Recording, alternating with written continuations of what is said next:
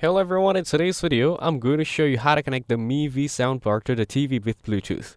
First, power on the Mivi Soundbar. Then press the Bluetooth or PT button on the soundbar or on the remote to enable pairing mode.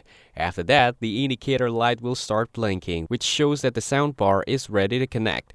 Next, turn on your smart TV and open the settings menu. Now go to the Bluetooth or remotes and accessories section and choose the option to add a new device. Then enable Bluetooth scanning on the TV so it can search for nearby devices. After that, look at the list of available devices on your TV and choose the Mivi soundbar.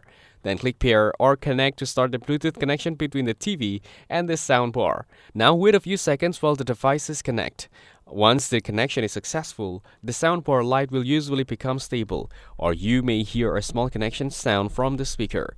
Finally, play a video or music on your TV and check the audio output. Make sure the soundbar coming from the soundbar instead of the TV speakers to confirm that the Bluetooth connection is working properly. That's it. Thanks for watching. Don't forget to like and subscribe for more videos.